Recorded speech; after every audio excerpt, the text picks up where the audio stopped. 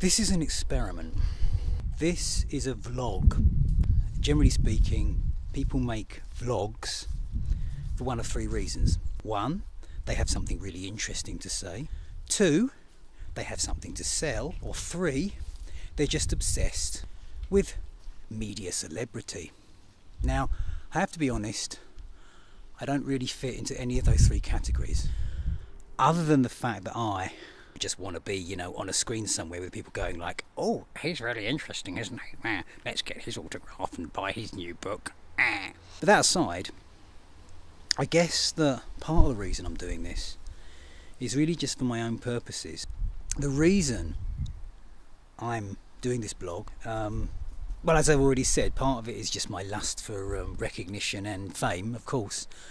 But that aside, there has to be more to life than this. There has to be more to life than just getting up every morning and going and doing the same thing pretty much that you did the day before. It's what many of us feel absolutely, trapped into doing, not least because we have mortgages and families and children and all of these things that kind of pull upon our apron strings for support. These things all cost money. I don't actually have any of those things. I'm quite lucky in that respect.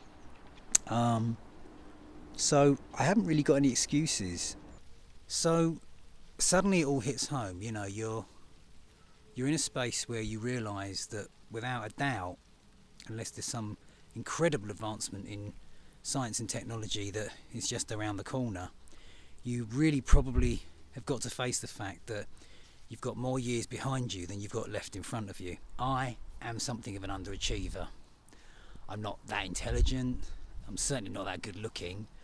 And, this is just not making me happy. And it's a waste of time and a waste of money and a waste of effort and a waste of everything. So, fundamentally,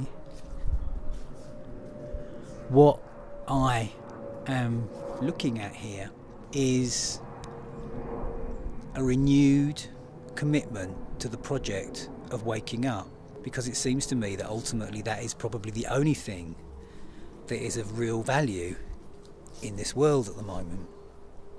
Most everything else that the culture I'm a part of presents as being important is, in my opinion, mostly trivial and pointless cack. Now, okay, what can you do about these things? Well, you can write to your MP, you can go on a march, you can sign a petition. But what's kind of come to my mind is that probably the most useful thing that you can do as an individual and then collectively at the end of the day is to raise your vibration. Raising your vibration somehow facilitates the very simple and yet often extremely challenging journey from here, the mind, to here, the heart. So my question to myself is, the wrong side of 50, none the wiser, and probably a bit fatter, what can I do to be a part of the change I'd like to see in the world? And it struck me that the most obvious thing I could do, the most useful thing I could do, was to work on raising my vibration.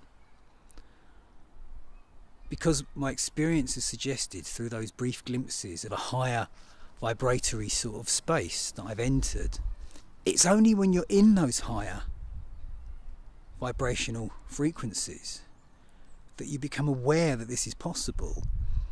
That fundamentally, once you fall back into the lower vibrations, you actually forget. It's like it becomes a blind spot.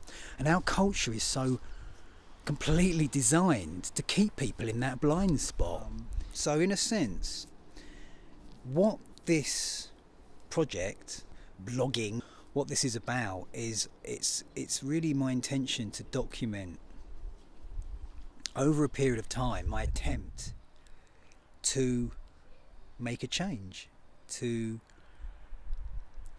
move myself out of the trap I feel that I've got stuck into and find a way to contribute something of value and meaning both to the world in some small way and to my own existence.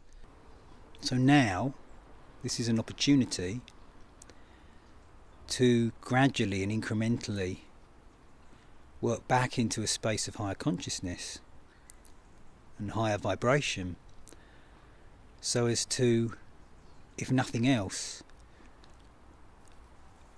feel that connection with Source.